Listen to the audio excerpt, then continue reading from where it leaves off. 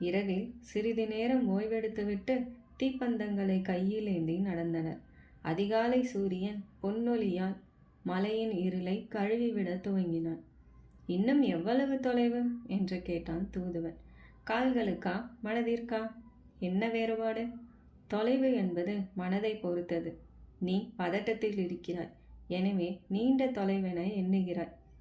நேற்றிலிருந்து நடந்து கொண்டிருக்கிறோம். குரலில் எள்ளல் தொனித்தது.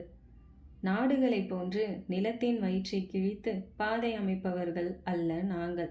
காணுயிர்கள் கட்டியாலும் பெருங்காட்டில் முளைக்கும் ஒவ்வொரு புல்லின் நுனியையும் செடியையும் உச்சி முகர்ந்து வரவேற்பவர்கள்.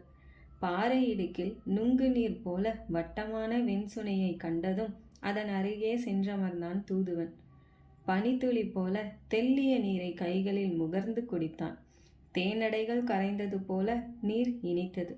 பரம்பின் மண்ணும் நீரும் சுவையானவை என்பதால்தான் மூவேந்தர்களும் இதை கைப்பற்ற துடிக்கின்றனர் என நினைத்ததும் மனம் சுருண்டது.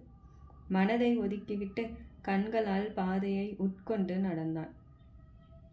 மேலும் ஒரு சாமம் நடந்ததும் குடில்களும் அவற்றிலிருந்து கரும்புகை வானேறுவதும் தெரிந்தது.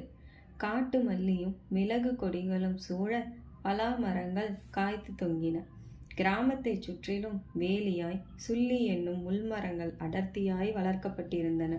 வரகு, எள், துவரை, அவரையை மக்கள் விதைத்திருந்தனர்.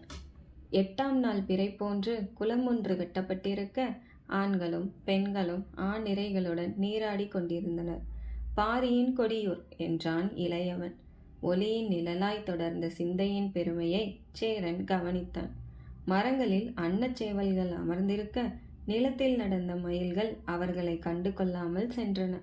வரகு தாளில் குடில்கள் வேயப்பட்டிருக்க முற்றத்தில் பெண் யானையை போன்று அகன்ற குதிர்கள் தானியங்களை சேமிப்பதற்காக அமைக்கப்பட்டிருக்க அடுப்பு எரிக்க பிளக்கப்பட்ட சந்தன மரைக்கட்டைகளின் மனம் காற்றில் மிதந்தது.